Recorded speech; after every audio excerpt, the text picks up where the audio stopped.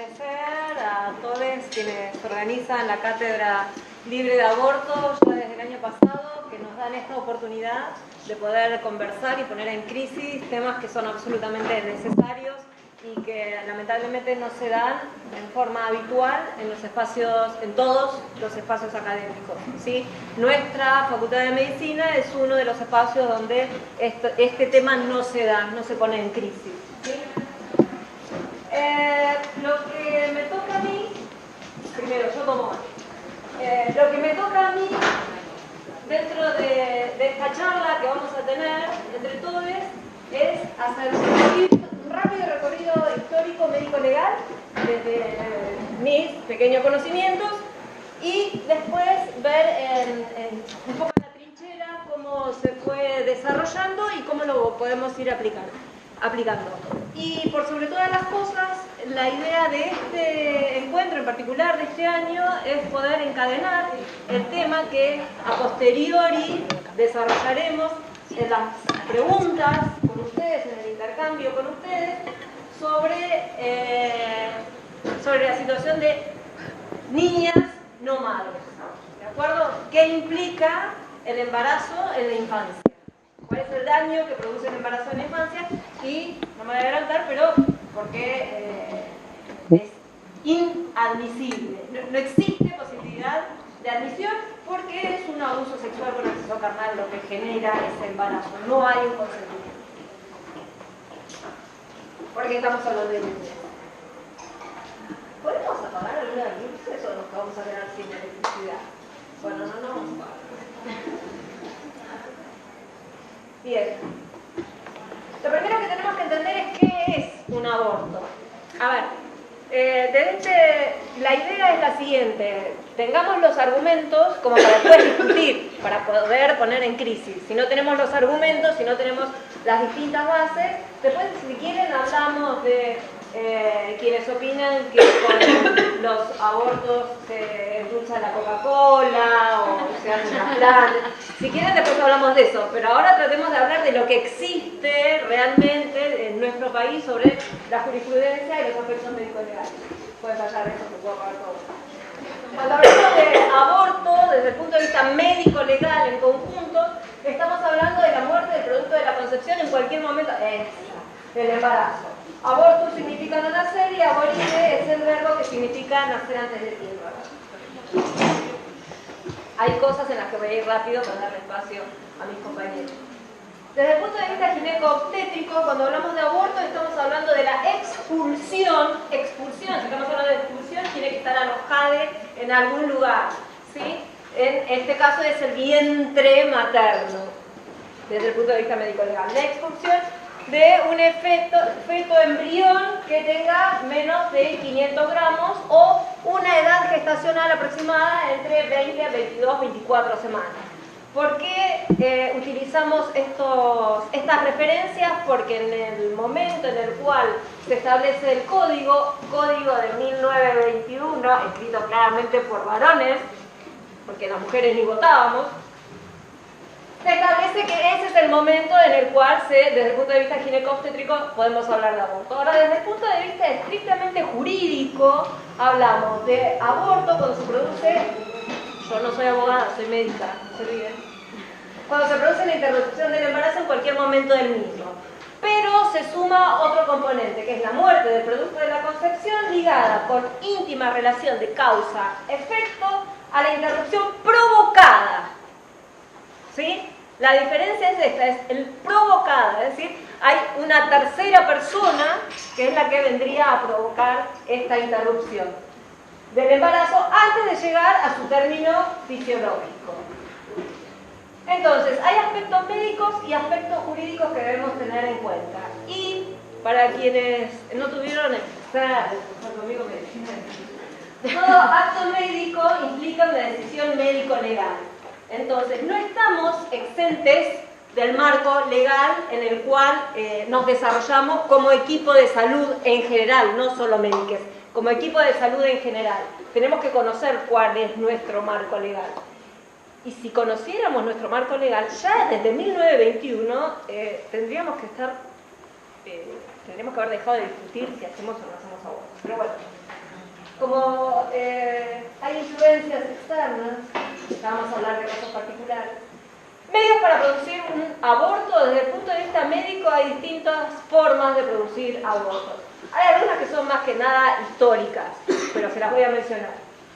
Desde el punto de vista médico-quirúrgico, el curetaje, el curetaje es decir que se realiza con una cureta, que es un elemento quirúrgico, que es lo que habitualmente llamamos raspado. Una cureta que tiene un filo, es un elemento quirúrgico que en el útero ingresa al útero. Los dibujos son maravillosos.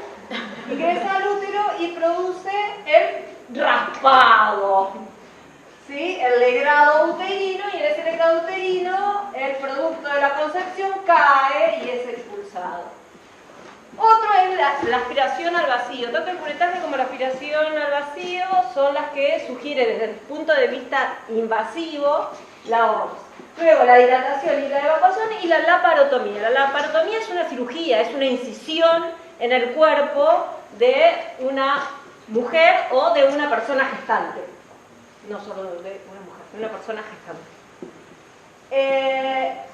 No podemos llegar a una laparotomía salvo en situaciones excepcionales en las cuales exista un peligro para la salud o la vida de la persona gestante.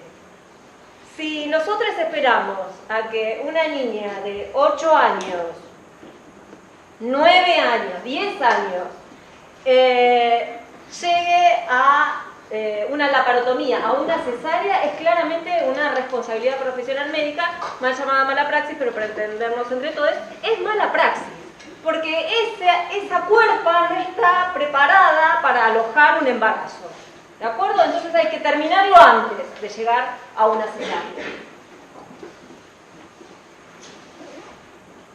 Existen los medios médicos clínicos, como son los farmacológicos, con el uso de oxitocina intravenosa, que lo que produce es la contracción del útero, las soluciones hipertónicas que ya no se usan, y bueno, sí, sabemos que lo que realmente está sugerido por la OMS es el uso de las prostaglandinas, sobre todo la prostaglandina E, que es el misoprostol. En la antigüedad, y no tenemos tiempo para esto, pero ustedes piensen que nosotros estamos hablando de abortos, si estuviéramos estudiando en este momento, si estuviéramos charlando en este momento de historia de la medicina legal, tendríamos que hablar de aborto desde la época de Hammurabi, ¿sí? Ya los egipcios establecían que, rústicos pero originales, establecían que la mujer tenía que orinar sobre ciertas hierbas y cereales, y si los cereales y las hierbas crecían, se podía atribuir la paternidad al fulano que supuestamente la había embarazado. Y eso, si no crecían, no era la paternidad, no le correspondía la paternidad, entonces se podía realizar el aborto. Re original. Hay que ver desde el punto de vista científico si tiene algún asidero, pero estamos discutiendo desde los egipcios si realizamos o no realizamos los abortos, y los estamos realizando desde antes de los egipcios. No solo desde 1921, con nuestro código hecho por ustedes. Entonces también se utilizaron muchos tóxicos, por supuesto, profundamente dañinos para la salud de la mujer. Hay otros fenómenos como son los mecánicos y los extragenitales y genitales, y los físicos producidos específicamente por calor, electricidad y rayos X. Y acá me detengo un segundo. Como yo soy una señora mayor, en mis épocas de guardia he visto chicas que en la desesperación se han colocado secadores de pelo en la vagina y se han provocado grandes quemaduras para tratar de producir el aborto, o que directamente se han puesto de electricidad para tratar de producir el aborto. Un tema que no quiero dejar pasar es el tema de los rayos X. Cuando tenemos una paciente politraumatizada,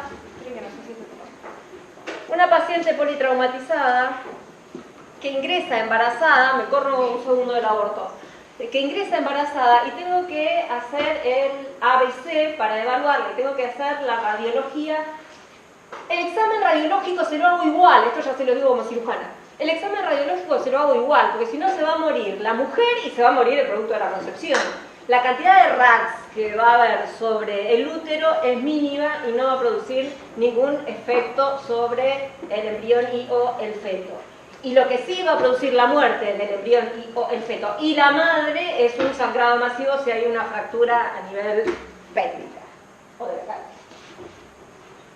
Bien, los métodos que señalaba precariamente antes en mi dibujito y algo que me parece fundamental. Desde el punto de vista médico-legal tenemos que entender que constituyen torturas, ¿sí?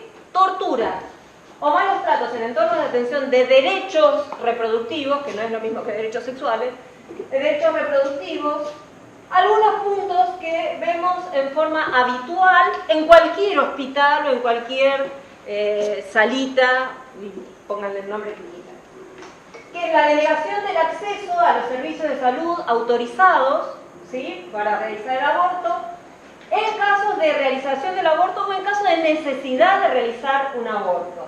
Las infracciones al secreto profesional médico.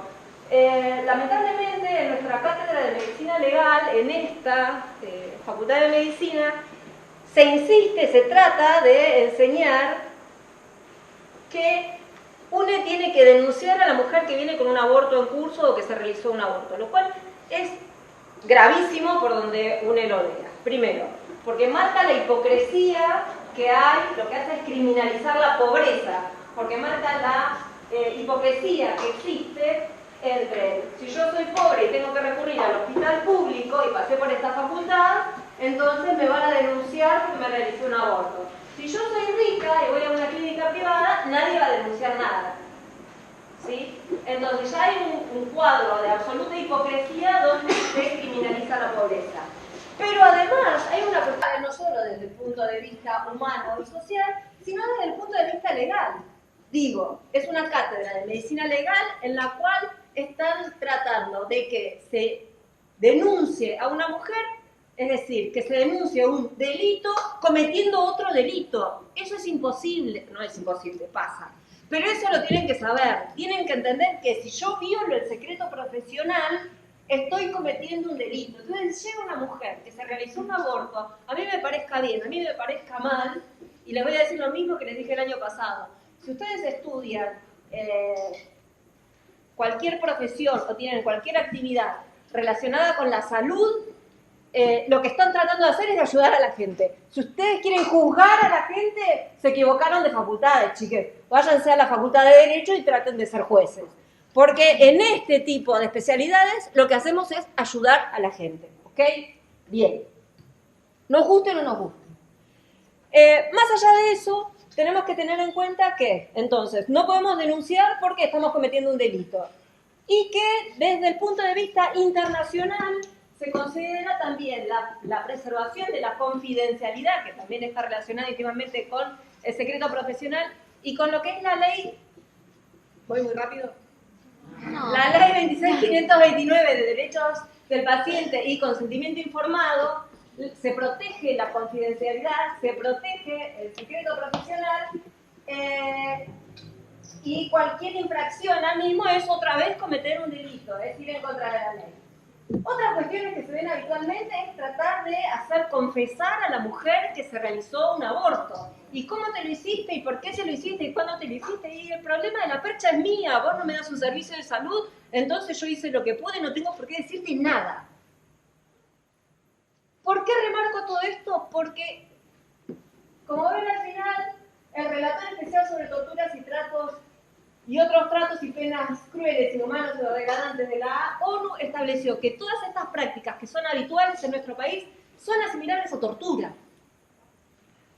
¿Sí? Ya no es solo una mala asistencia médica. Ya no es solo una objeción de conciencia. Ya no es no me lo enseñaron en la facultad. Es tortura. Y como tal tiene que ser considerado. Los aspectos jurídicos. Esto lo voy a pasar muy rápido, solo para que vean una cuestión. Los distintos artículos lo que hacen es, por supuesto, buscar la punibilidad de la mujer y de los médicos. Para este código son todos los médicos. Salvo las enfermeras o las obstétricas, todos médicos. Pero castigan con reclusión y con prisión, a nadie le importan las penas.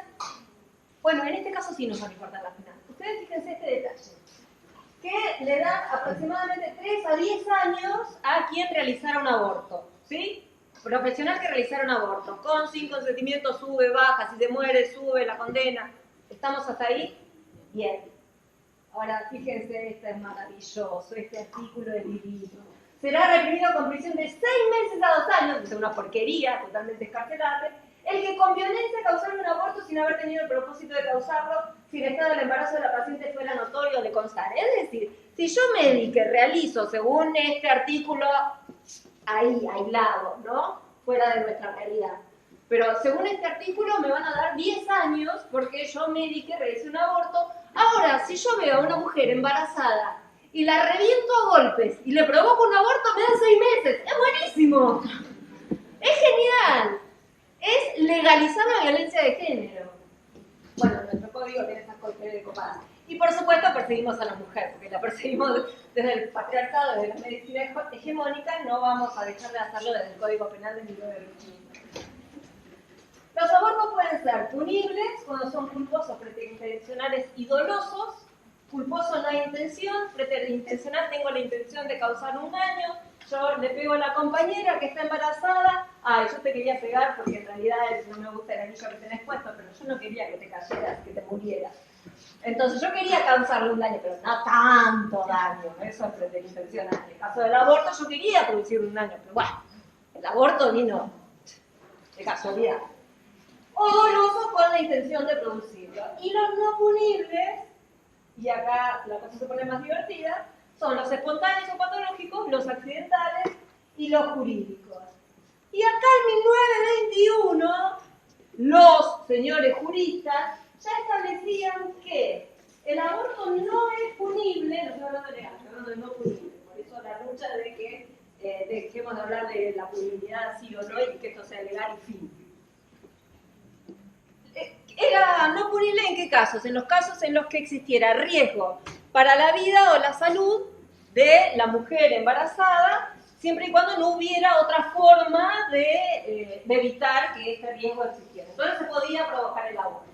Y nosotros sabemos que, ya desde 1921, nada, 1921 no lo sabemos, pero sabemos que la OMS establece que la salud es todo esto de bienestar biopsicosocial. Entonces, desde la parte orgánica, desde el prefijo bio, podemos decir, bueno, tiene una eclampsia, una preeclampsia, es muy fácil de ver, hay que realizar un aborto, nadie va a discutir nada. Pero es biopsicosocial. Si la mujer viene con un trastorno psicológico que le produce ese embarazo que yo no quiero tener porque tengo 50 años y tuve la mala suerte de que el DIU se corrió y quedé embarazada y no lo quiero tener, me afecta psicológicamente, no lo voy a tener y tengo derecho a no tenerlo porque me afecta la salud, ¿sí? Y no hay otra forma de evitar que me afecte la salud que realizar el aborto.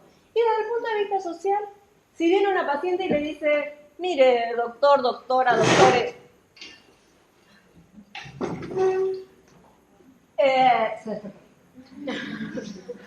tengo 10 pibes y fui a la salita y pedí los métodos anticonceptivos y me dijeron que no había. Y volví a ir y me dijeron que no había. Y quedé embarazada. Y yo la verdad es que no lo puedo tener porque no le puedo dar de comer a otro pibe más. Si yo trato de darle de comer a otro pibe, se me muere uno de los anteriores. Y es así, se me muere uno de los anteriores. Así que yo tengo que terminar con este embarazo. Desde el punto de vista social, también desde 1921 teníamos la razón para terminar con ese embarazo. Entonces, interesante saber qué carajo hacemos 100 años después discutiendo eso. El aborto eugénico o eugenésico, acá otra muestra de lo ilustrados que eran los juristas, establece que en la persona demente, en sentido jurídico, se puede realizar un aborto. Es divino, siempre y cuando haya una violación. Violación hay porque si la persona es demente en sentido jurídico, tiene consentimiento viciado, así que no pudo consentir. Igual, ese es un tema que podemos discutir en otro encuentro. Si puede consentir, no puede consentir, y los derechos sexuales que tienen las personas dementes, en sentido jurídico o no. Pero más allá de eso, volvamos a 1921. Que se cuente que sea producto de la violación, una ridiculez, y que se cuente con el consentimiento del esposo, de los ascendientes, de los descendientes. A la mujer nadie le preguntó nada. Pero bueno, todos los demás pueden opinar si se realiza o no se realiza el aborto, y si se realiza el aborto es no punible. Pero el interés, por supuesto, no era el de la protección de la mujer, claramente, sino que los ilustres juristas pensaban que si la mujer era demente iba a tener un montón de dementitos. Entonces, para evitar que se reproduzcan los dementitos, no los dementores, los dementitos, entonces evitaban que las mujeres dementes tuvieran embarazos y tuvieran hijos. Bien, la diferencia desde el punto de vista médico-legal de lo que es el aborto de necesidad y el aborto terapéutico, que es la categoría que me falta del aborto de necesidad. En el aborto de necesidad no tenemos tiempo, hablamos de eclampsia, preeclampsia, para pensar si se realiza el aborto o no. En el terapéutico, supuestamente tenemos un poco más de tiempo. Así está la razón. Por supuesto, corren dentro de este tema, el tema del aborto, y han corrido, la interpretación de los valores humanos en juego, el sentido amplio y comprensivo de lo que significa salud, y el principio de beneficencia y el secreto profesional, que no podemos olvidar. Ahora, muy rápidamente, porque esto lo charlamos si quieren después en las preguntas. Ya en el 29 de enero de 2007, el Ministerio de Salud de la provincia de Buenos Aires establece el protocolo de tratamiento del aborto no punible, ¿sí? Que no hay que denunciar y que hay que resolverlo en 5 días desde el punto de vista bioético, en 8 días desde el punto de vista fáctico, desde el punto de vista médico. Y no tengo que mandar a la mujer a hacer un tour por los hospitales, sino que yo, director, directora, directore del hospital, tengo la obligación de buscar si de repente hay un estallido zombie y se me convirtieron todos en objetores de conciencia, qué fallido. Tengo la responsabilidad de salir a buscar yo un profesional que esté capacitado para realizar el aborto en mi hospital, con todas las garantías que tiene. Este protocolo es del Ministerio de la provincia de Buenos Aires, pero después, el mismo año, este protocolo toma categoría nacional, es decir, la nación establece un protocolo similar para la interrupción de los embarazos en los casos de embarazos no punibles, ¿sí? Que sería la previa al INTE. ¿No? Y esto, que también lo dejo picando todo, lo dejo picando. Para las preguntas, es el caso LMR, que es un caso paradigmático, que en realidad me entero de la importancia y que es un caso paradigmático a través de las compañeras, yo no lo sabía. El caso LMR, donde a mí me toca intervenir y asesorar a la procuradora de la provincia de Buenos Aires para que se expida a través de su dictamen sobre si había que realizar el aborto o no a esta chica LMR, y ella termina diciendo, a partir de esto que yo le decía, doctora, 1921, biopsicosocial, fin, además de todas otras cosas, las otras cosas que había, que la chica era demente en sentido jurídico y demás. Sostengo, dice la señora procuradora, que sostengo que está eximida de pena cualquier mujer que desea no continuar con un embarazo o producto de un ataque a su integridad sexual, y así debe interpretarse la norma del Código Penal. ¿Sí? Para esa época era muy avanzado, ahora ya casi una antigüedad. Pero yo rescato además esto para el equipo de salud, que me parece súper importante, me parece una joyita. Si alguna duda tiene, esto lo dice el doctor Roncoloni, que era el presidente de la Suprema Corte de Justicia de la provincia de Buenos Aires, ¿sí? Dice, si alguna duda tiene, el médico, habrá de acudir a la consulta médica o a la junta con otros profesionales del arte cultural y al comité de bioética, pero nunca al juez. Repárese que una de las más graves exteriorizaciones de irresponsabilidad profesional, o sea, no sé lo que tengo que hacer, es no conocer o negarse a reconocer los alcances y los límites de la propia responsabilidad. ¿Qué está diciendo? A ver, subtitulemos. a ver, flaco, flaca, flaque, si vos sos médico y no sabés qué hacer, no me lo vengas a preguntar a mí, resolvelo vos con otros, porque si vos me lo venís a preguntar a mí, yo te tengo que denunciar por responsabilidad profesional, le hace mala praxis, porque no sabés qué es lo que tenés que hacer. Entonces no tenés que judicializar. Y lo dice el presidente de la Corte.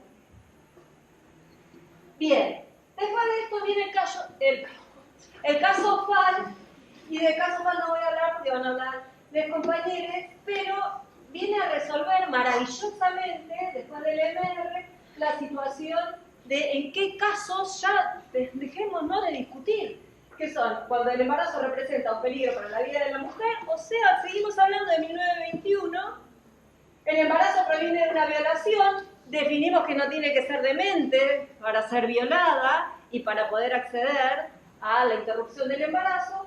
Y sí, volvemos a aclarar que si el embarazo proviene de una violación sobre una mujer con discapacidad intelectual, ya no hablamos simplemente en sentido jurídico, sino mucho más amplio, discapacidad intelectual o mental, también se puede realizar el aborto en todos los casos.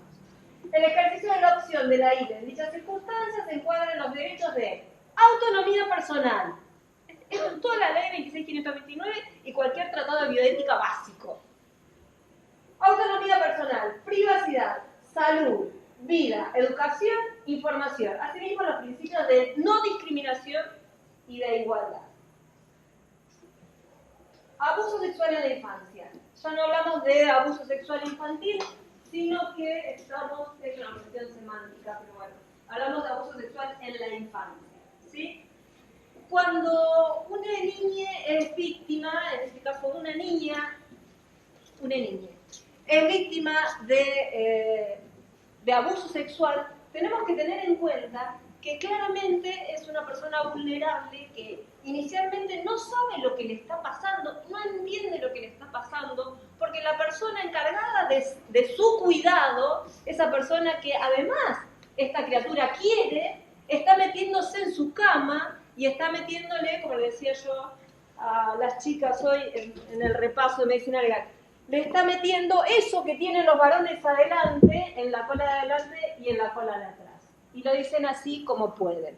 Fíjense el grado de vulnerabilidad que no saben ni siquiera lo que les está pasando. No solo por eso son vulnerables, sino por otras cuestiones. Tengan en cuenta que a estas niñes, además se les deposita, los abusadores depositan en estas criaturas la responsabilidad de la preservación del cuidado del secreto, lo cual es mucho más aberrante, se lo voy a decir así, es mucho más aberrante que una penetración. ¿Por qué?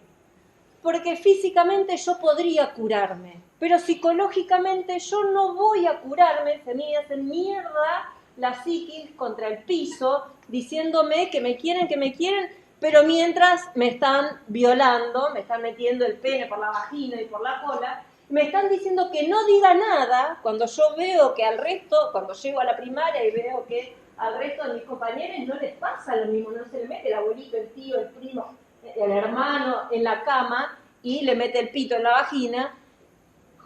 Digo, no, bueno, basta. Entonces empiezan las amenazas y se refuerza el secreto. Y el secreto reforzado con las amenazas es, si vos le decís a alguien lo que está pasando, ya no es, te lo hago porque sos mi favorita. Es, si vos le decís a alguien lo que está pasando, yo voy a matar a tu mamá y voy a hacerle lo mismo a tus hermanas, hermanos, hermanes, y si me denuncian, yo voy a ir preso, tu mamá se va a volver loca, no van a tener para comer, porque acá el que trabaja soy yo, el patriarcado full, el que trabaja soy yo, así que no van a tener para comer, y se van a volver todos locos, y a vos no te van a creer. Entonces tenemos una criatura de 5, 7, 9 años, que se hace cargo psicológicamente y físicamente en segundo plano, pero psicológicamente se hace cargo, se hace responsable de la vida y la salud de su mamá y de sus hermanos. ¿Cómo levantamos desde el punto de vista psicológico eso? Yo puedo reestructurar una vagina o un ano. Yo no puedo reestructurar con facilidad una psiquis destruida de esa manera, sobre todo cuando después esto se judicializa, ni hablar cuando aparece un embarazo y no le creen que es un abuso. Es un abuso, es una nena, no una madre, es una nena. Es una nena que encima que tuvo que pasar por todo lo que tuvo que pasar, que encima que de alguna forma se transforma en mártir porque tiene que hacerse cargo de su madre y del resto de la familia, de la vida de su madre y del resto de su familia, además tiene que acarrear con un embarazo, que no sabe ni qué carajo es, no sabe por qué está teniendo esos cambios físicos y no sabe por qué los tiene que tener. Entonces, no podemos bajo ningún punto de vista permitir, ni desde el punto de vista médico, del equipo de salud en general, no solo médico, del equipo de salud en general, ni desde el punto de vista social, que las niñas sigan adelante con los embarazos, porque esos embarazos son producto de un delito mucho más grave que una penetración, una eyaculación, un embarazo. Sintetizando esto que les decía, desde el punto de vista de Samit, que es uno de los psiquiatras estadounidenses que se dedica a estudiar el abuso sexual en la infancia, la secuencia que se produce es la del secreto, la desprotección, el atrapamiento y la acomodación. Acá viene otra discusión que porque a la gente le gusta hablar, le encanta hablar boludeces. Le encanta, y a los medios ni hablar. Ah, pero la violaron cuando tenía 5 y denuncia cuando tiene 15. Y sí, flaco, denuncia cuando puede, no cuando quiere. ¿Por qué? Por esto que yo les decía antes y porque tuvo que disociarse y acomodarse. ¿Qué significa eso? Que todas las noches era violada por el papito, por el abuelito, por el tío, por el hermano, y a la mañana siguiente se tenía que sentar a desayunar con esa persona que era re macanuda, que todo el mundo quería. Lo que yo les decía a las chicas hoy es, imagínense en el caso Graci. Pobres, les pibes, felices les pibes, que estaban bajo este perverso, que, de hecho, porque estuve en el caso, que les amenazaba y les decía, ¿quién te va a creer si no te quiso ni tu mamá que te dejó acá tirado? Y yo estoy con Mirta Legrand, con Susana Jiménez. Es la revictimización permanente y es la fachada que arman las abusadores. La revelación, les decía, es tardía y lo que puede pasar después de todo esto es lo que se denominan las profecías precumplidas de Perrone, que todo esto que yo les dije, que era parte de las amenazas de este abusador, empiezan a aparecer, se realiza finalmente, la criatura puede poner en palabras, o lo dice a través del cuerpo, o lo dice a través de dibujos, empiecen a mirar los dibujos de los nenes, o lo dice en el relato y como pueden, no como un juez o una jueza quiere que... No le van a decir, no, porque me penetró con su pene en la vagina el 2 de abril. No, va a decir lo que pueda, como pueda. Y cuanto menos adultomórfico, mayor verosimilitud. Ahora, cuando ve que se hace realidad estas profecías precumplidas, que el tipo, ponele, que eventualmente va preso, ponele. Si tiene plata, olvídense que vaya preso. Pero pónganle que vaya preso. Se acabó la plata, no entra más la plata a la casa. No tienen para comer. La madre se vuelve loca, ¿sí? ¿Cómo no se va a volver loca? Se vuelve loca por la culpa de no haber estado ahí para defender a la criatura mientras estaba siendo abusada. O se vuelve loca porque no todas las madres son iguales. A ver, es una de las profesiones en las que más que en cualquier otra une hace lo que puede.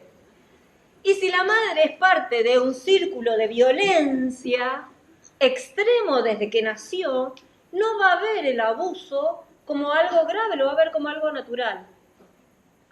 Y dentro de este marco tenemos dos tipos de madres. Tenemos la madre que se entera tardíamente y se vuelve loca por la culpa, y después, dentro del marco de la violencia extrema, tenemos dos tipos de madres. Una madre que a veces es entregadora y que no se la puede juzgar, porque es parte del círculo de la violencia, porque no conoce otra cosa, porque ella era entregada en su momento cuando era chica, está reproduciendo patrones hegemónicos y patriarcales. y si no la madre que ve que algo está pasando. Le digo, en una de las causas en las que actué, la nena abusada tenía 20 días. 20 días. Y estaba penetrada por vía anal y vaginal. Cuando logramos quebrar el secreto de la mamá y le preguntamos, que igual fue un grave error de parte nuestra, fue lo más empático que pudimos, pero nos salió a preguntarle, ¿por qué no hizo nada cuando veía que el padre estaba abusando de la bebé de 20 días? Dijo, y es el padre. Entonces, contra esos patrones hay muy poco por hacer. ¿Qué vamos a hacer? ¿Vamos a juzgar a la madre? Ella también había sido violada, ella también había sido abandonada, ella no sabía qué era lo que tenía que hacer y no se lo podemos exigir nosotros desde nuestro lugar de superioridad. ¿Sí? Bien. Niñas no madres. No voy a extenderme con los videos sobre violencia obstétrica, porque si no le voy a sacar a mis compañeros. Sí, voy a reafirmar lo que venimos reafirmando hace décadas, pero que tomó mucha fuerza con la campaña, y es el hecho de que necesitamos educación sexual para decidir, anticonceptivos para no abortar y aborto legal, seguro, gratuito y en el hospital para no morir. Muchas gracias.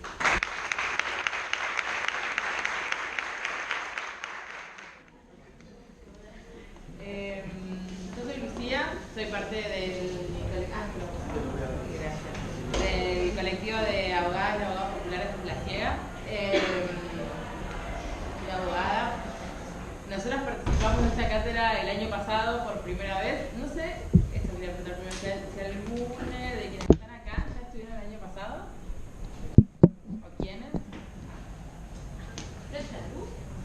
poquito. Bueno, si me repito. Disculpar. ¿Se puede cambiar de acá?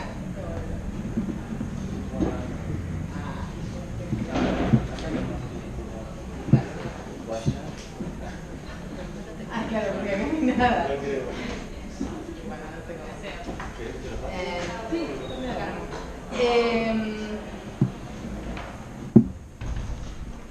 Nada, en realidad eso, bueno, desde este lugar nosotros ya estuvimos el año pasado, nosotras entendemos que el aborto está muy mirado desde un punto de vista legal. En general esto es, digo, en realidad sería más médico que legal, pero es cierto que ha estado muy mirado desde este lugar. Entonces la idea es aportar algunas cuestiones que nosotras entendemos pueden aportar para pensar en cuál es la situación actual. Un poco ya algunas cosas adelantó Vir, por ahí podemos reponer algunas, en qué ha dicho la jurisprudencia y seguramente hay un montón de cosas que van a estar cambiando en los próximos años. Digo, hay un montón de fallos este año que van para un lado y para el otro, que se tensionan, que van, que vienen, que yo entiendo que tienen que ver con parte de todo este proceso de lo que viene pasando en los últimos años, y sin duda ustedes van a ser nada, como estas generaciones de médicas, de médiques que tengan que ser parte de ese cambio de concepción jurídica y social, ¿no? Como que quedan ahí en un lugar de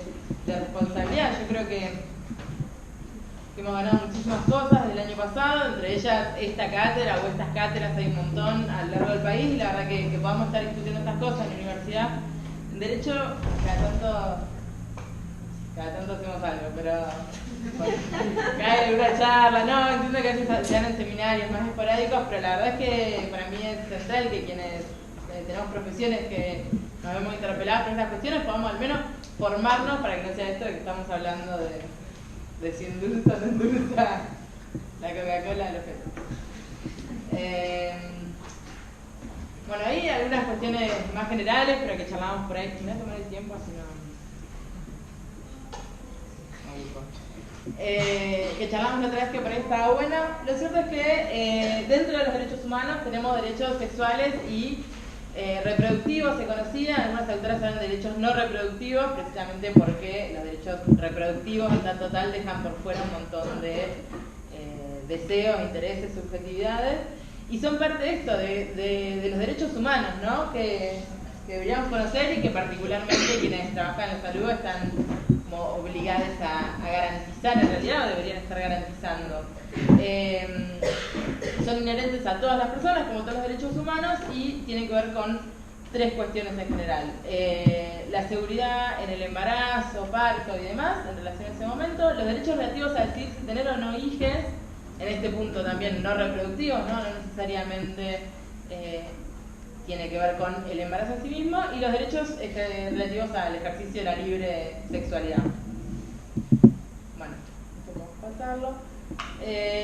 Pero sí tiene como un montón de implicancias, ¿no? En esto de la voluntad de una vida sexual plena, de una atención gratuita en el marco de lo que decidamos, ¿no? Si decidimos tomar anticonceptivos, si decidimos intervenirnos, si decidimos, como decidamos desarrollar nuestra sexualidad, el Estado debería estar garantizando eso, los métodos anticonceptivos que más se adapten a nuestras necesidades, a nuestros criterios, a una preservación de la intimidad y a una atención médica y cirugías para hacer cambios en el cuerpo también si el ejercicio libre de nuestra sexualidad lo requiere o lo desea.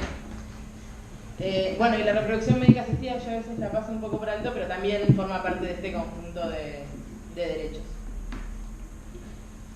Se habla en este punto de que los derechos tienen que estar disponibles, tienen que ser, esta disponibilidad la tiene que garantizar el Estado, tienen que ser accesibles a todas las personas.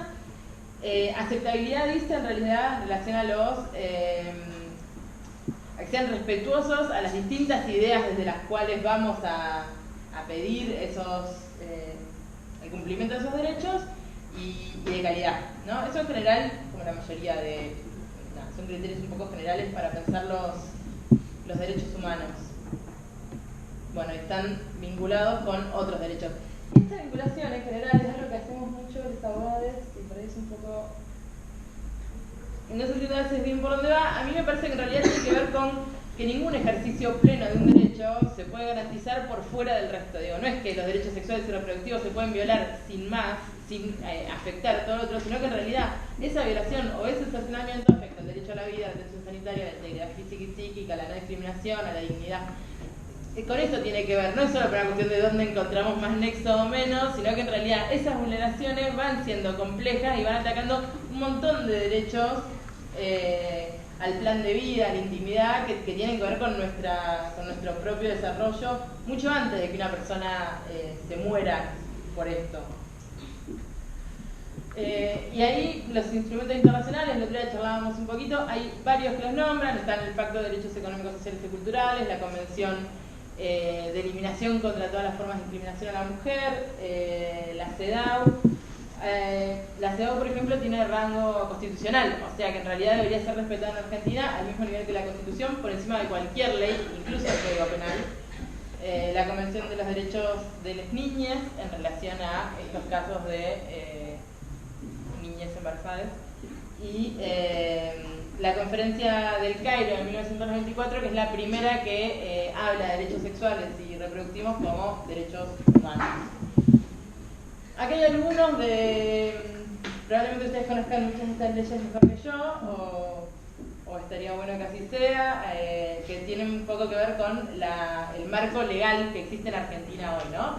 La Ley de Derecho a la Protección de la Salud Mental, la Ley de Protección Integral de Niñas, Niños y Adolescentes, bueno, la Ley de Protección Integral contra las Mujeres, que por ahí es una de las más conocidas, la Convención de los Derechos de las Personas con Discapacidad, la contracepción quirúrgica, la creación del Programa Nacional de Salud y Procreación Responsable. Lo mismo, para pensar también los derechos y las leyes como marcos complejos, ¿sí? Y como conjuntos. Y en realidad ahí, para mí, hay algo que es central que tiene que ver con la voluntad de garantizar derechos, de garantizar derechos humanos al momento de realizar cualquier intervención, digamos, jurídica, médica, el tipo que sea.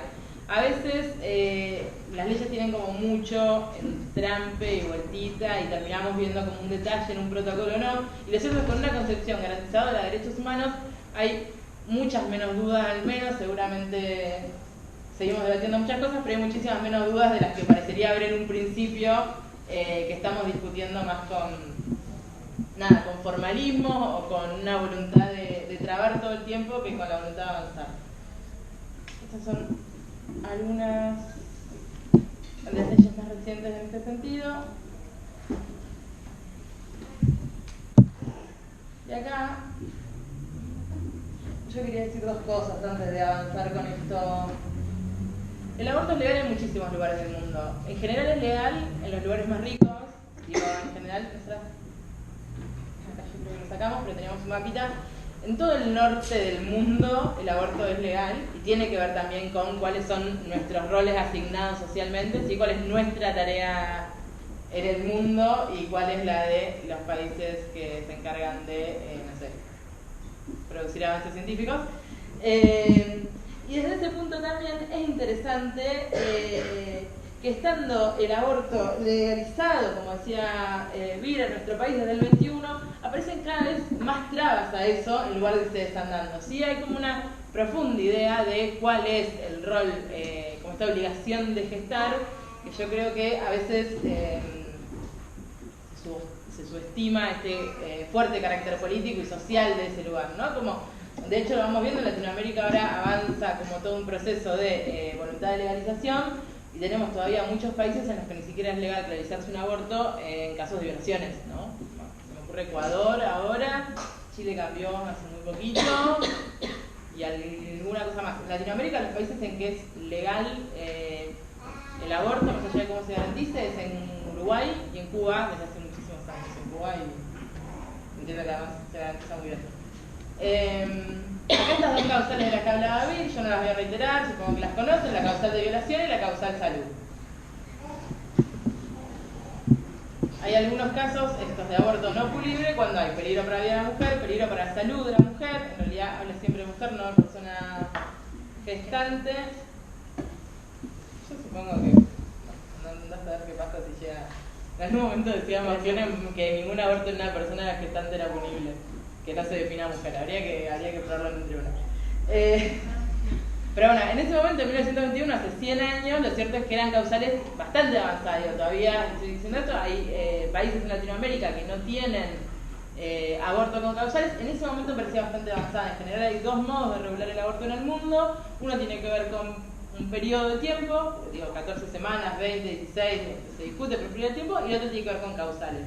Que es interesante también, como el interés de los estados en esto, por lo cierto es que yo, cualquier otra intervención que haga sobre mi cuerpo, está regulada. Digo, si eso es riesgoso, lo decido yo, lo decide mi médico, lo podemos charlar, pero que el Estado diga que después de un momento esto pasa a ser riesgoso para mi salud, sigue habiendo una intervención estatal que tiene que decir, bueno, de algún modo lo regulamos, aún en los países en los que es legal. Yo creo que los países en los que es más largo legalmente, en Holanda, que son 20 semanas o cosas así. También es cierto que esto se ha ido estirando precisamente por el caso de los embarazos de niñez que muchas veces tardan bastante en darse cuenta de lo que está pasando. Bueno, este es el mapita que yo les decía. Todos los que están en verde son lugares donde el aborto es legal por plazo, ¿no? En general, el naranja es el que tiene que ver con causales y el rojo es el que está prohibido en todos lados.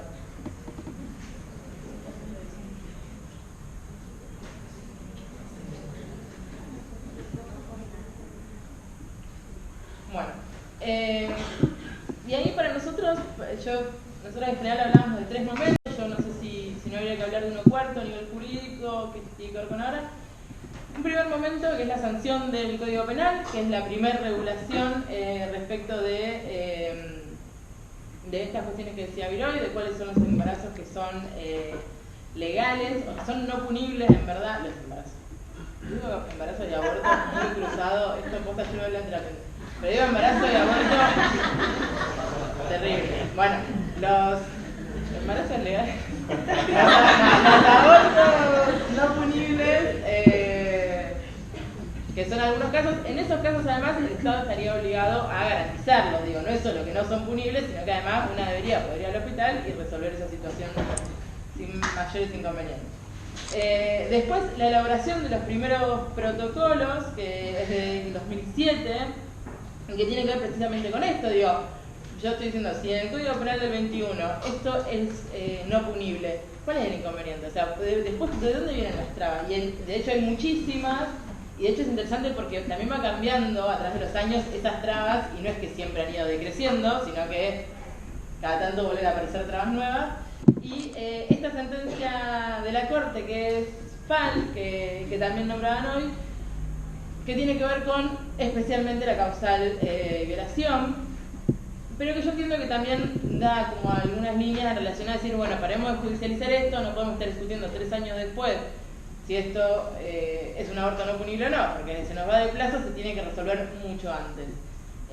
Para mí hay, al menos jurídicamente, un cuarto momento este año que tiene que ver con este gran avance en la discusión, en sacar a los abortos del closet que decíamos en un momento, y en ese punto, ¿qué es lo que está pasando ahora con fallos muy interesantes y con fallos muy retrógrados respecto de este derecho al aborto que vuelve a estar tan en tela de juicio y que... ¿Qué es FAL? FAL, ahora ahí vamos. FAL es un fallo que tiene que ver con un aborto no punible, una chica que fue violada, la madre recurre y en un momento se permite el aborto, ¿no? Pero, ¿qué pasa? Los defensores de menores e incapaces, en razón de, no sé, como defensores del feto, que no es una persona jurídicamente, sería un poco rebuscado, lo apelan y dicen eso no se puede recurrir. Entonces, ¿qué pasa? La Corte, yo creo que es como 1 año y medio después o una cosa así, resuelve. Y resuelve una vez que ya se había realizado el aborto. Entonces, ¿por qué resuelve la Corte? Bueno, un poco por esto. Lo que dice la Corte es, nosotros necesitamos empezar a sacar sentencias que empiecen a ordenar el camino. Los fallos judiciales, no sé si alguno ha tenido alguna experiencia de un juicio por el estilo, son cosas que duran muchísimos años, entonces en realidad ya después de 5 o 6 años nadie diría que no es punible abortar casi nada. Entonces, lo que hace es un fallo que dice, estos son los criterios del ENMAS, ¿no? Y es un fallo que le habla a los médicos, que le habla al Estado, que le habla al Poder Judicial, por ahí incluso en menor medida. A nosotras nos parecía interesante retomar algunas cuestiones de la responsabilidad profesional, que pensando por ahí en lo que no les puede interesar a ustedes, es un fallo muy largo, pero sí habla, bueno, misma cita, la imposibilidad de eludir sus responsabilidades profesionales, el recordarle a los diferentes operadores de los poderes judiciales que en tanto la embarazada solicita la práctica junto con el profesional de la salud, quien debe decidir llevarla a cabo o no, y no un magistrado privado médico. Lo que estoy diciendo es esto no se judicializa, ¿sí? Hay una persona que denuncia una violación, se terminó, acá no hay más para judicializar, ¿sí? No podemos seguir llevando esto a lugares donde en verdad sistemáticamente se retrasa, ¿sí? Los tiempos de la justicia no son los tiempos de los hospitales. Y bueno, y hemos visto este año también en esta voluntad de judicializarlo y de estirarlo indebidamente, las nefastas consecuencias que tienen para las personas que están gestando esperando una voluntad. Ni que hablar de los casos que charlamos la otra vez de que van, piden un aborto y las mandan a un juzgado y a reflexionar y a charlar con los médicos y no sé qué, y después no se quieren hacer más un aborto y dicen, bueno, puedo gestar y después darle una adopción.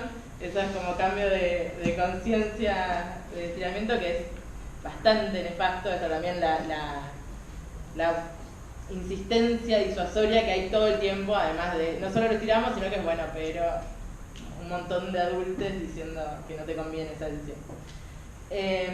Se descarta la posibilidad de una persecución penal, para mí eso también es importante. Lo cierto es que los médicos que respetan la ley son quienes realizan los abortos no punibles. Yo sé que es más fácil decir esto sentada acá que estando en un hospital, que hay un montón de jurisprudencia pensándose, pero también es cierto, este año salió la primer condena a un médico en Cipolletti, justamente, que tiró un tiempo. De hecho, llega la piba, si de hecho, la piba no sé qué edad tenía la chica, un aborto con pastillas, y él le da una droga para frenar el aborto, diciendo que no quería que se complique más el cuadro.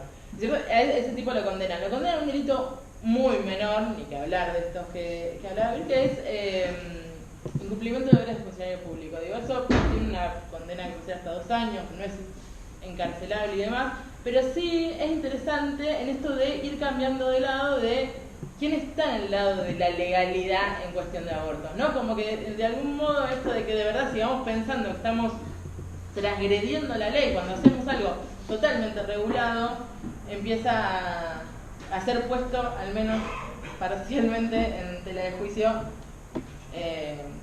Sin duda debe haber algunos casos en el otro sentido, pero me parece que es algo que está cambiando y que también me parece que depende como colectivamente de para qué lado se mueve ese cambio.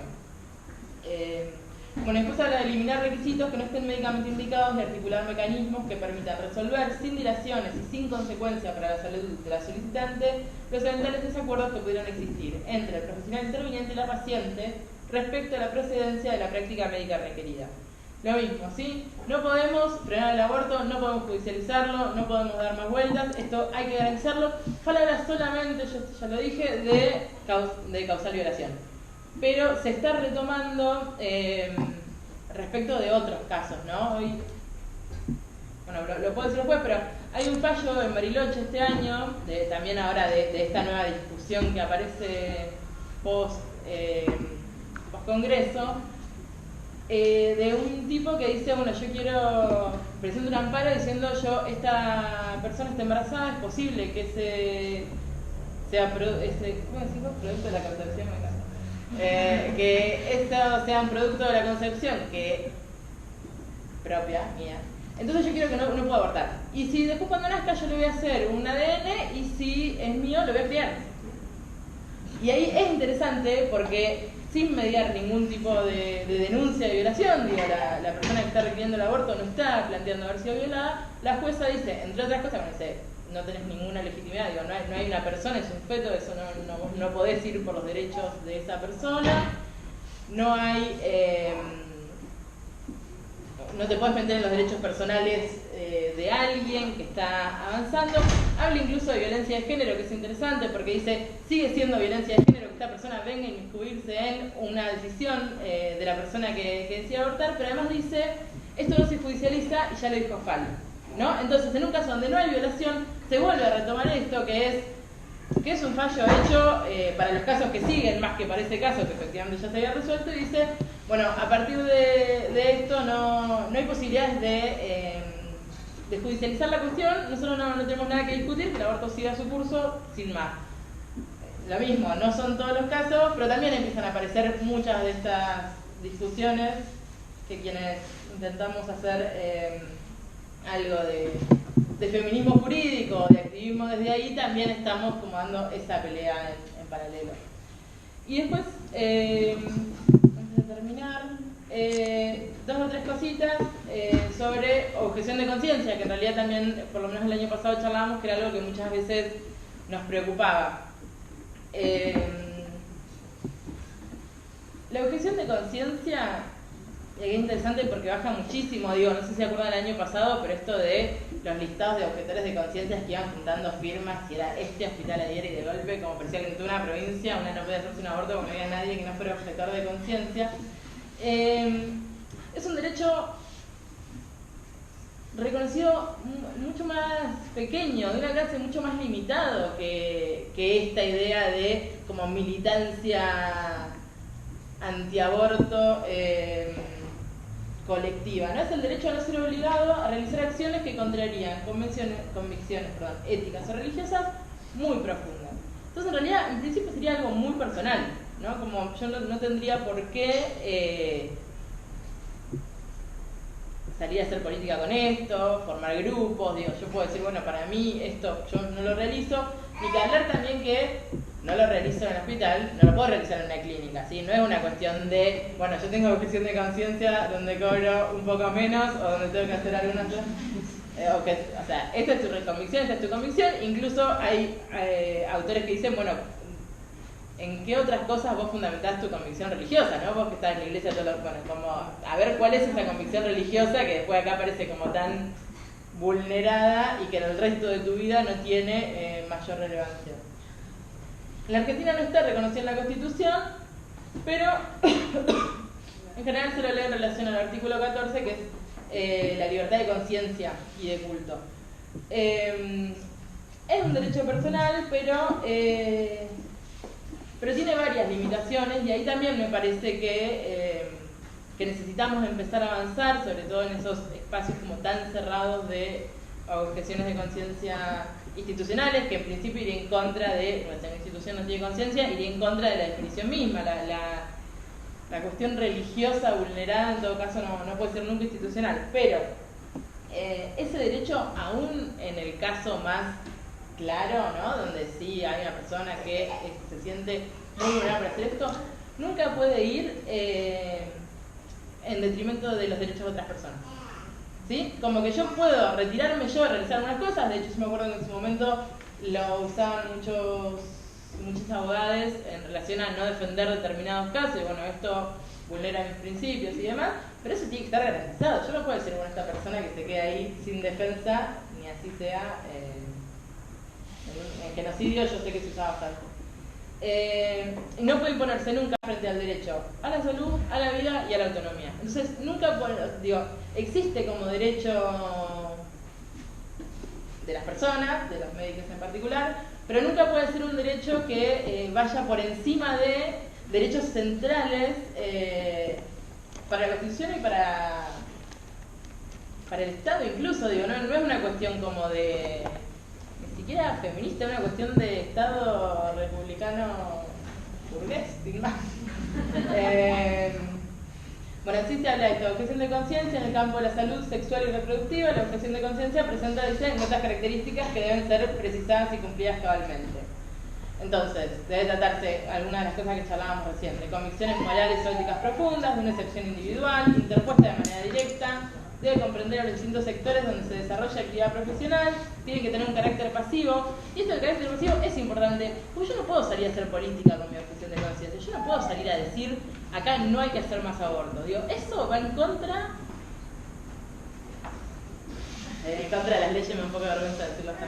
Pero de verdad, o sea, si nosotros salimos a decir que un derecho consagrado por la Constitución no vale, vamos contra eso, pero de golpe somos, no sé, terrorismo organizado. Ahora, esta gente diciendo que va a avanzar sobre nuestro derecho a la salud, reconocida en la Constitución, en el Código Penal, en los protocolos, en las constituciones provinciales y en todas las leyes hasta del principio, eso no es objeción de conciencia, eso es hacer política anti-organización de derechos, ¿sí? Y es sustancialmente distinto. Tiene que ser pasiva, porque en todo caso, una lo que puede hacer es decir, bueno, yo esto no lo realizo, me retiro hasta acá, pero no más que eso. ¿Sí? Lo otro no es objeción de conciencia, es un acto político casi ilegal, sería. Deber de información también, digo que yo no realice una práctica no quiere decir que no pueda decir dónde se realiza, cómo se realiza y en qué condiciones. Deber de referencia a otro profesional que no sea objetor y incluso una atención de emergencia, ¿no? Una persona, en estos casos de los que hablaba Vir de urgencia, ahí no cabe la objeción de conciencia, no es algo que pueda alegarse en cualquier situación. Y antes de entrar a esto yo quería, me quedan 2 minutitos, esto, como recuperar algunas de las cosas que se están discutiendo. Lo cierto es que este año hemos tenido como un gran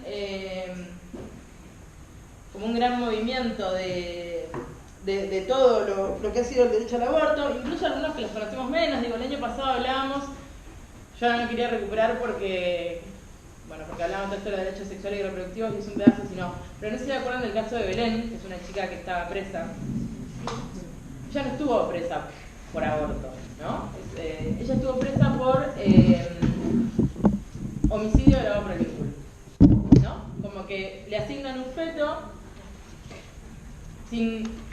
Ella estaba en un hospital, va al baño, después encuentra un feto en el baño, asignan que es de ella. La verdad es que no sabemos si ese feto llegó a vivir o no. Más allá de eso, se lo asignan a ella y después le asignan un homicidio agravado por el vínculo.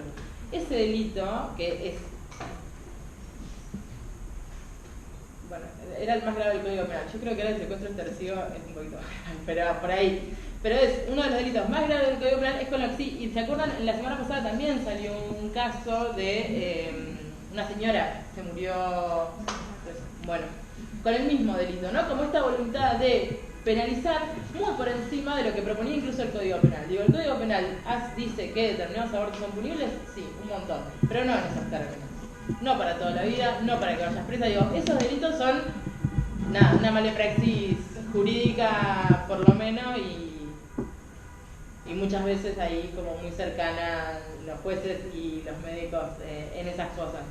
Pero así como están esos casos, como de un avance en la criminalización zarpado, de hecho también hablábamos de esto de la adopción prenatal, ¿no? Y esta voluntad de decir, bueno, aguantó un poquito, ya vas 20 semanas, lo terminás de gestar y después se lo vamos a salir enseguida, ¿no? Que es pasar por encima de todos los derechos. No sé si se acuerdan, recién hablábamos de derechos sexuales y no reproductivos. Yo no tengo por qué gestar nada, no es solo una cuestión de si quiero ser madre o no. No tengo por qué tener ni 15 días más de esto en la panza porque a vos te parece que después podemos hacer un registro de gente que lo quiera adoptar. Pero a la vez que están esos fallos, aparecen muchos de estos otros, y también me parece importante, porque a veces si no, decimos que nosotras estamos de este lado de la ley, pero después a veces somos tan... Nada, a veces no somos tan minoría ya, pero a veces aparece esto de que todo el tiempo parece que estuviéramos dando explicaciones o de todos estos fallos persecutorios, y no siempre están apareciendo un montón de otros. Yo hoy le hablaba del médico de Cipoletti, pero también pasó con Lucía en Tucumán que... también hicieron una cesárea, termina naciendo y viviendo muy poquito tiempo, el producto de la concepción. Y la anotan, ¿y qué dispone una jueza? Que la anoten sin filiación. Digo, ella no es madre, no quiso ser madre, no tiene por qué anotarla como madre de ese producto que efectivamente tenía que ser un aborto y que no es un aborto por una negligencia médica, judicial, lo mismo el fallo de Bariloche. Me parece que hay también, así como hay cada vez más abortos no punibles en los hospitales, y los vemos y los conocemos, y más allá del trabajo que ha hecho el socorrismo en instalar eso, también que va apareciendo cada vez más en el sistema de salud formal, un sistema de salud que garantiza a muchísimas de nosotras abortos, que sin duda sigue quedando un montón de gente por afuera, pero son muchísimas. También empiezan a aparecer en el plano de lo jurídico, de lo judicial, un montón de avances en este sentido, que van a tener resistencia, como lo venimos viendo, va a tener resistencia a todo esto, pero que yo creo que realmente pueden ir marcando un nuevo camino tendencialmente. Yo creo eso, que también hay que agarrarse a veces de estos pequeños avances que vamos teniendo, porque si no, de verdad parece que cada una tiene que empezar a dar una lucha muy en el aire, y nosotros hay un montón de cosas escritas, hay un montón de médicos haciendo abortos, hay un montón de abogados defendiendo esos casos, que han logrado, me parece a mí, grandes avances. Y ahí está. También te las leíamos el año pasado, pero para nosotras es como algo que aparece todo el tiempo. Una frase de Sara Ahmed que dice: cuando pensamos en la pregunta sobre el futuro del feminismo, también debemos atender a los legados de los pasados feministas. Lo que hemos heredado a las feministas del pasado, en términos de maneras de pensar la pregunta misma sobre lo que significaría tener un mundo en el que el feminismo, como una política de transformación, ya no fuera necesario. Como tal, la pregunta por el futuro es afectiva.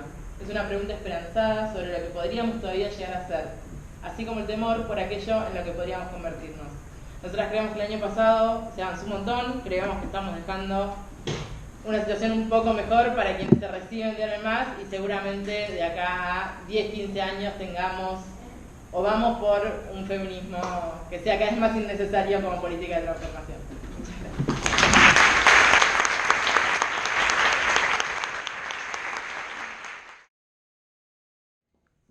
Entonces, como estudiante de medicina, mi primera intervención tiene relación con algunos paradigmas que se juegan a la hora.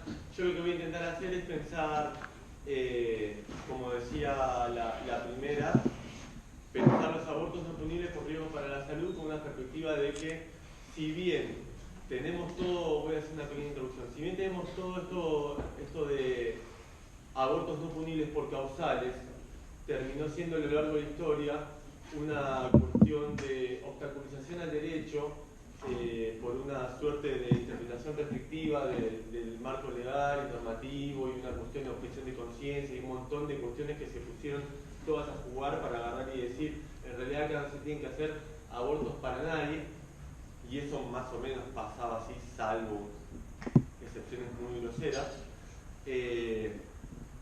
Debería, con una cuestión, con una actualización conceptual, normativa, como nos comentaron las compañeras, y también científica y académica, deberían poder brindar accesibilidad universal, o sea, a todas las mujeres que tienen, o personas gestantes que tienen una decisión tomada, informada y libre de presiones externas.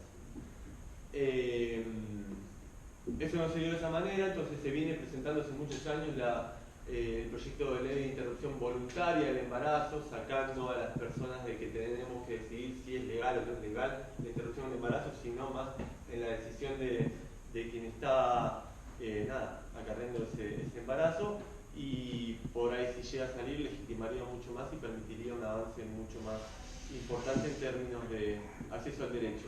Igualmente, en estos últimos años ha sido brutal el avance que se ha dado en relación a la accesibilidad. Estaba leyendo una nota hace unos días que lo compartí en la red de profesionales por el derecho a decidir, que por ejemplo en Santa Fe pasaron del 2013 a hacer 76 abortos no punibles, a hacer en el 2018 2.200 y pico. Los abortos se hacían iguales, digamos. El tema es que se hacían en clandestinidad y de manera quizás muchas veces, claro, los que caían en socorrismo, que ya existían, los socorrismos, caían en clandestinidad y muchas veces en inseguridad. Y entonces, tenían, según lo que recibían los hospitales públicos de Santa Fe, un 80% de consultas de abortos clandestinos complicados. Y de los 2.200 y pico que estaban en el 2018, el 10%. Para pensar en términos sanitarios qué es lo que pasa cuando se acompaña con este compromiso por estar actualizado, formado y pensando en derechos. Esto tiene que ver con esto de estar actualizado en términos de cuestiones académicas.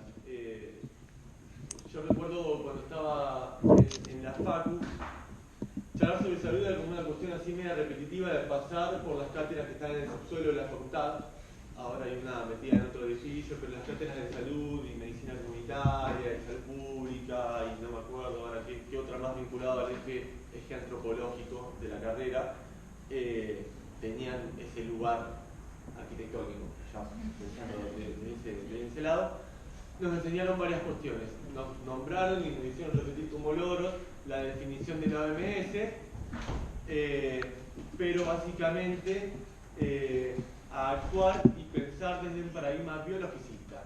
La salud es la carencia de enfermedad y que no me venga a discutir nadie, desde anatomía a fisiología, patología, en todos lados la salud es la carencia de enfermedad y lo vamos a interpretar de esa manera por una cuestión de que nos va diciendo como la cultura general del transitar por los pasillos y hablar de la facultad.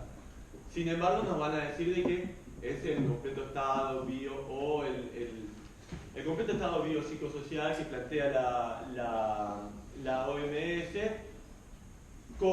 aunque sea utópico de alcanzar, porque completo estado, completo bienestar biopsicosocial está bastante asociado a una utopía, que en realidad como estado es bastante utópico de pensar que existe un completo estado biopsicosocial.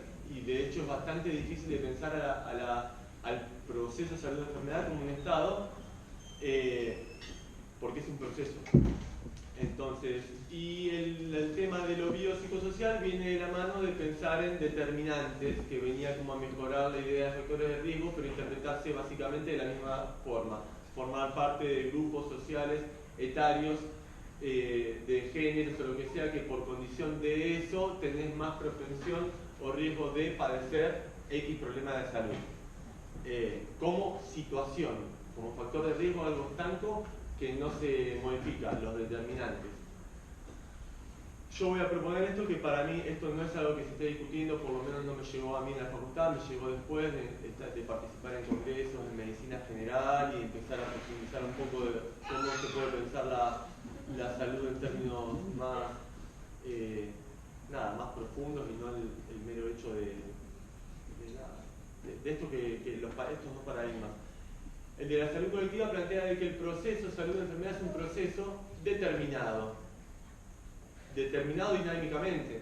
Se determina a partir de que nosotros acá tenemos mayor propensión de atravesar un proceso de salubridad o de enfermedad y de recuperarnos en base a las capacidades que tenemos por formar parte nosotros de un grupo familiar o social determinado, y esa familia está determinada porque forma parte de una clase social, género determinada, y que eso está determinado por el lugar que la producción capitalista le asignó en la sociedad. no es lo mismo cómo enferman los trabajadores y las trabajadoras de un lugar agrícola que nacer en una urbe, por ejemplo, y eso no se elige. Y es algo dinámico, es un proceso, no importa. Yo quiero dejar mencionado porque me parece interesante pensar en esto de los paradigmas de salud porque es algo que nos va a dar posibilidades de interpretar al causal salud como estrategia de acceso universal al aborto seguro y permitido por ley. Voy a tomar dos elementos fundamentales. Nos tuvimos que vincular desde los primeros momentos en donde empezamos a acompañar abortos. Teníamos que tener un compañero que nos diga cómo era el tema jurídico y todos ponernos a estudiar, porque en realidad, nada, el cuco de qué es lo que va a pasar si acompañamos a interrumpir un embarazo estuvo antes, ya no estamos. Tiene que ver. Causal salud, voy a poner dos cosas que me parecen muy importantes para pensar el causal salud, que primero tiene que ver con la relación que existe en el proceso de toma de decisión con la Ley Nacional de Salud Mental que estuvo mencionada acá en una de las diapos. Y me parece muy importante porque la Ley Nacional de Salud Mental es una ley nacional y plantea algo un poco más que un consenso de definiciones y conceptos como puede ser interpretar a la salud como la carencia de la enfermedad o tomar la definición que toma el Estado argentino a partir de que forma parte de las Naciones Unidas y toma como órgano rector a la OMS y toma el completo estado biopsicosocial. Igual el completo estado biopsicosocial no sirve. Pero bueno, el proceso de toma de decisión es un proceso que puede darse en una persona a partir de que evalúa en su interior, intrasubjetivamente, si se quiere, lo que puede llegar a pasar o no pasar con la continuidad o la no continuidad de un embarazo, en términos de peligrosidad de violencia de género, en términos de peligrosidad del bolsillo, en términos de peligrosidad de una enfermedad que tiene, como lo interprete, o en términos de lo que va a pasar si va a tener que dejar la escuela, no va a tener que dejar la escuela, lo que sea. Hubo una decisión en donde hubo un proceso ahí donde tuvo que equilibrar cuestiones, prefiguraciones internas, en donde entiende de que continuar con el embarazo le generaría un peso más en la mochila en términos biopsicosociales, seguramente más en términos psicosociales que bio, porque ahora vamos a caer a la parte bio. Pero eso es algo que ya hizo la persona gestante en su decisión. Entonces, solamente hay que poner la oreja, que es difícil para médicos y médicas poner la oreja y ponernos en el lugar de que nosotros vamos a dejar de etiquetar y de objetivar qué es lo que está pasando. Es complicado salirse de lo bio, porque insisto, nos forma de lo bio, y esto tiene que ver más con los psicos. Entonces la ley de salud mental plantea de que tener salud mental es la concreción hecha y derecha de derechos sociales y humanos básicos. Las invito a leerla. Dice eso y es espectacular que diga eso porque tiene una amplitud para decir que es tener salud mental que es gigantesca y nos permite, si se quiere, pensar en estos términos de accesibilidad al aborto. Y después, el otro elemento para pensar la causa de salud en la práctica es los elementos que nos permite una historia clínica dirigida a la problemática del embarazo no deseado, no planificado, con intención de interrumpir. No todas las historias clínicas son las mismas, para determinados problemas la historia clínica de una diabetóloga va enfocada a unos temas, la historia clínica de un traumatólogo va enfocada a otros temas, de un pediatra a otros temas, la historia clínica que para acompañar los procesos de interrupción del embarazo tiene otros elementos. Los elementos que tienen que tener es la posibilidad de registrar cuestiones que nos permitan encontrar elementos de no punibilidad. Y la historia de vida, que es una herramienta que actualmente utilizamos bastante los generalistas, es un elemento de estudio cualitativo, no es un indicador que nosotros podamos medir en sí, no cuántos y escribir en historia clínica, sino que le tenés que preguntar cómo se fue desarrollando o ir escuchando. Las primeras preguntas que nosotros, por ejemplo, en el consultorio abren el espacio es qué te trae la consulta, cómo se generó el embarazo.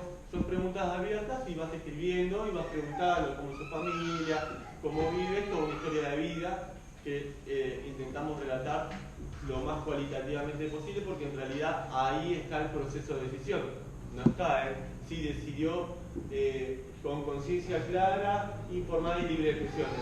Sí, no alcanza. No alcanza porque aparte no nos sacamos el chip de lo bio y de lo cuantitativo.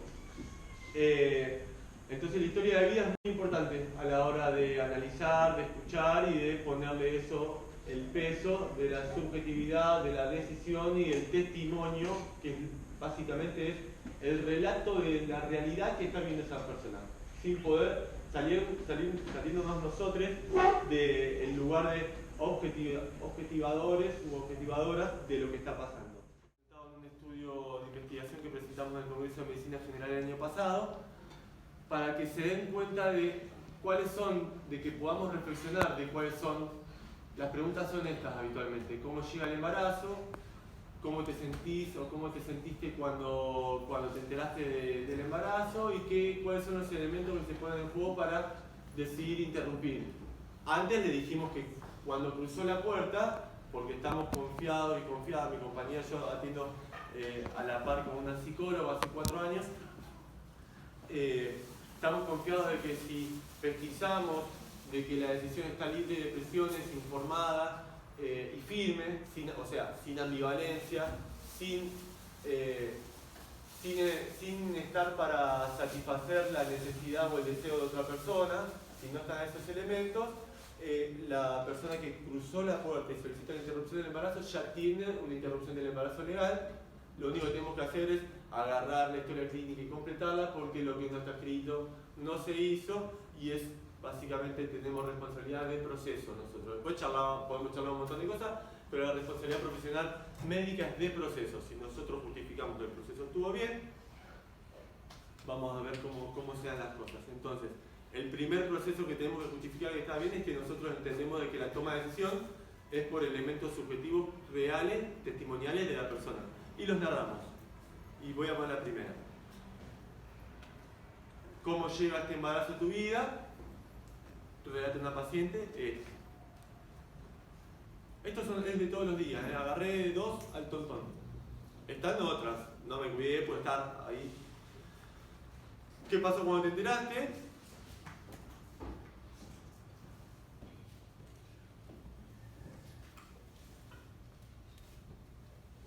¿Cuáles son los elementos? Todo va hacia lo mismo. O sea, quiere que la ayude a abortar.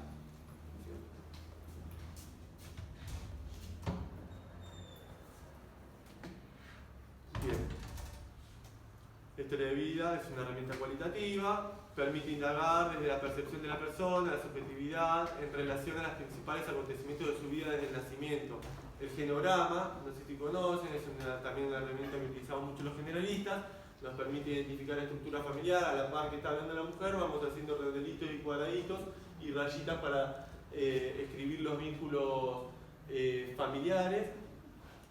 Y las redes, trabajo, familia ampliada, vecinos, escuela, en rayitas punteadas si existen débiles, en rayitas así si es una relación tensionada, porque eso nos permite también saber la situación de vulnerabilidad psíquica o no, una persona totalmente aislada. Ahora vamos a ver de que hay un porcentaje pesquisado gigantesco de violencia de género a un punto donde el varón llegó a aislar absolutamente a la mujer. Estamos en una situación muy probable de vulnerabilidad, nos condiciona, no sé si psíquicamente, cómo decirlo, pero nos condiciona un correcto tratamiento ambulatorio, nos condiciona algunas cuestiones. Así que bueno, nos permite entender mucho el contexto que lleva a que tenga este embarazo y la toma de decisión que está tomando. Antecedentes clínicos y obstétricos, esto es review, lo tienen que buscar, pero es súper importante. Son las estadísticas oficiales del Ministerio de Salud de la Nación del 2016. Tenemos que por causa independiente, sola independiente, si no sería por una causa obstétrica, solo independiente sería el aborto, tiene un 16,6%, y las segundas causas son las causas, como grupo, las obstétricas indirectas. Son las que se generan por enfermedades previas, que se empeoran o se aceleran por el embarazo. Están los tumores hormonodependientes, están las enfermedades habitualmente cardiovasculares.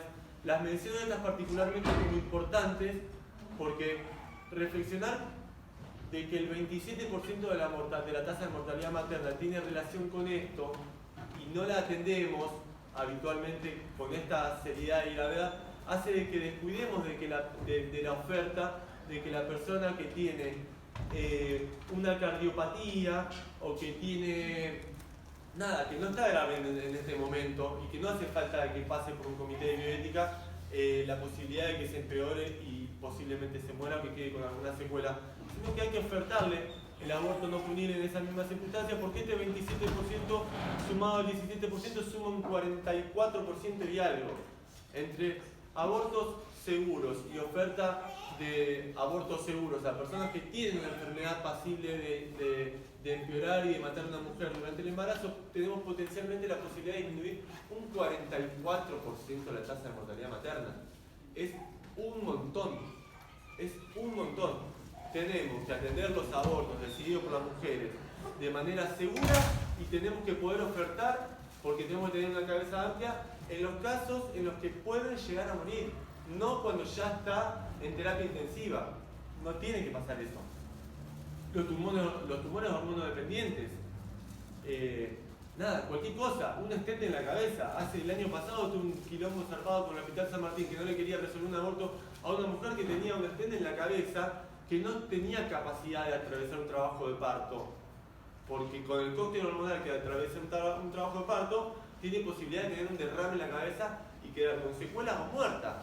Y había decidido interrumpir el embarazo y no le garantizaban el embarazo, el aborto.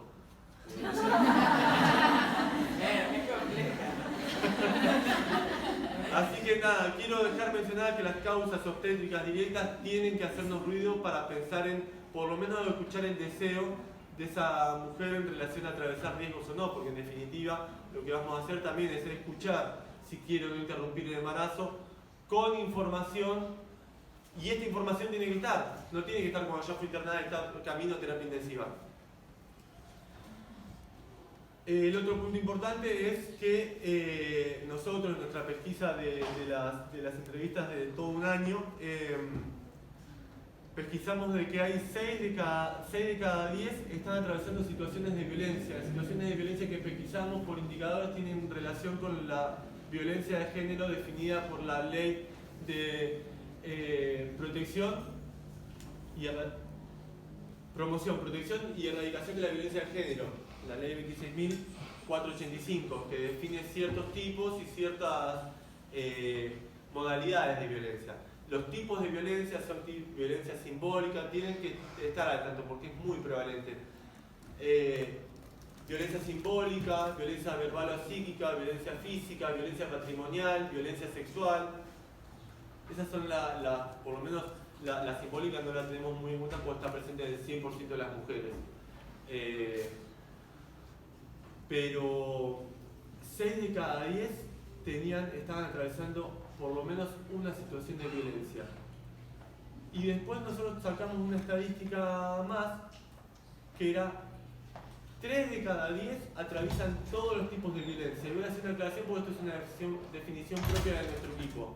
Nosotros nos pusimos a analizar y a discutir con mi compañera de que si había una mujer, una chica o una mujer o una chica que estaba atravesando por lo menos 2 tipos de violencia, que una incluya la violencia física, nosotros teníamos que sobreentender, porque en la entrevista, en el diálogo, llegábamos al dato de que había veces de que tenía relaciones porque tenía miedo o porque no quería generar un quilombo. Había veces en donde ella no preguntaba ni opinaba ni sabía cuánto cobraba el varón porque no quería generar ningún conflicto. Y un montón de inequidades y de cuestiones vinculadas a la ley de violencia de género que se generaban a través de el nivel de violencia que estaba atravesando esa mujer.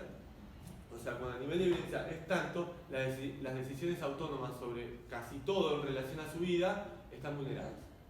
Entonces, nosotros cuando encontrábamos de que aparte que había 2 o más tipos de violencia y una incluía la violencia física, entendíamos que estaba sufriendo todas.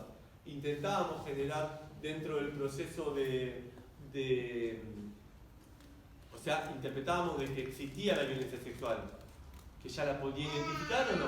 Nosotros la marcábamos porque teníamos elementos para justificar esto que estábamos diciendo. Intentábamos generar esas reflexiones y vuelta para pensar, para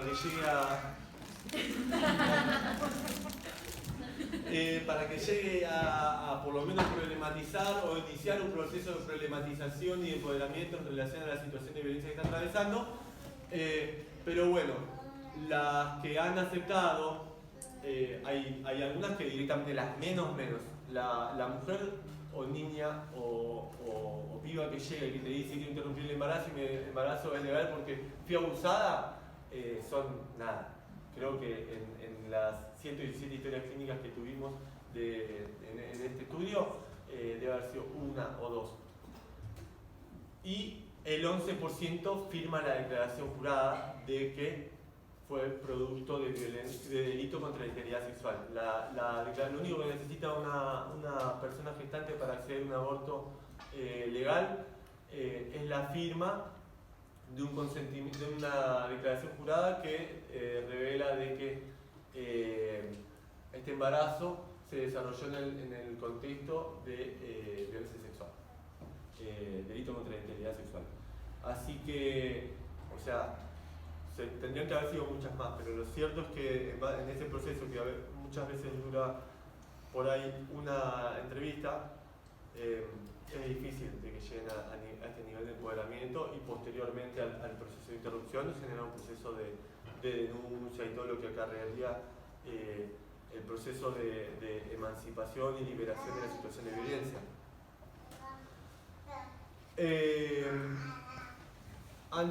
Ante las reflexiones es para las estudiantes y los estudiantes de acá. Me gustaría que quizás por ahí iniciemos el intercambio con algunas preguntas que se me ocurrieron. Ojo con lo que responden. Pero ante la consulta por interrupción del embarazo, o por ahí cómo venían antes y cómo vienen ahora, cómo se quedan ahora con lo que nos dijo Virginia y Lu, ¿se atiende esto? ¿Se tiene que atender? ¿Se atiende? ¿O en los lugares están haciendo prácticas? Sí. ¿Están haciendo prácticas? ¿Hospitales? ¿Centros de salud? Sí. Bueno, hospitales es un poco más difícil. El 90 y pico % de los abortos se realiza de manera segura, legal, ambulatoriamente. El misoprostol tiene una contraindicación del 1%, dice. En nuestra clínica es del 3%. En Santa Fe, de los 2.200 y pico, el 98% se realizó de manera ambulatoria.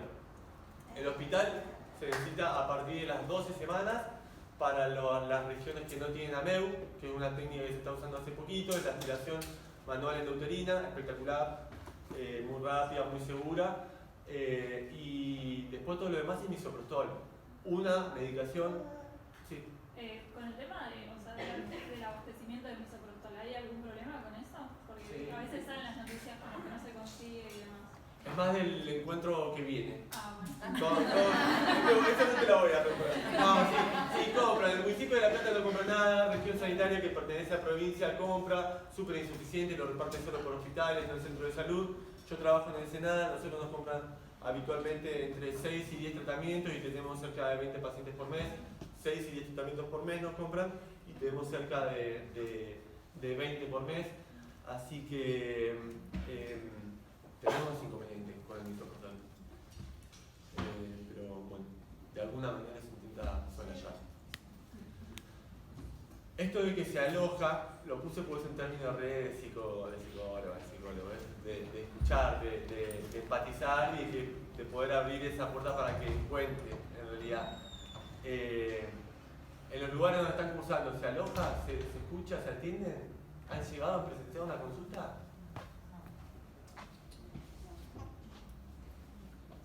¿No consultas? No, a mí me pasó de que me contaron las médicas clínicas que vivieron situaciones de que quizás llega una chica por un accidente de auto, por ejemplo, cosas así, y que cuando le hacen la ecografía, el ecofast y eso, está embarazada la chica, no sabía que estaba embarazada. En ese momento se larga a llorar porque tampoco quería ese embarazo. Y entonces llaman a la ginecóloga que estaba de guardia, como para que vaya a atender igual por las dudas. Y la ginecóloga, o sea, en ese momento le tenían que hacer todos los estudios y demás, pero se les puso tipo como diciéndole como, pero es un producto, es una bendición, que no Una bendición. Bueno, eso era algo que quería, claro. Todo lo que estaba pasando. Quería agregar a lo que hablaban sobre objetores y objetoras de conciencia. La actitud típica de un objetor y objetor de conciencia no es no hacer, es torturar. Es recibir en una guardia o recibir esa consulta, intentar convencer de lo contrario, o humillar, darle un montón de vueltas para que esa persona se sienta culpable, se sienta mal, se sienta asesina, se sienta de esa manera. La principal, que debería ser pasiva, como debería ser vos, no, la actitud es súper activa y es tortura. Es revictimizar todo lo que se te ocurra. Así que nada, eso en relación a la objeción de conciencia estamos para atrás todavía. Bueno, un poco charlamos, la clase que viene también se va a charlar. Esto de certificar es solamente tener una historia clínica dirigida, tener la capacidad de escuchar, el profesionalismo de entender que la salud no solamente que tengan el eclampsia o la preeclampsia, que es algo rarísimo de tener el primer trimestre, que es cuando se deberían hacer los abortos seguros, porque son súper seguros, se pueden hacer ambulatoriamente. ¿Se puede indicar tratamiento? Sí, claro que sí. Todo, hay que hacerlo.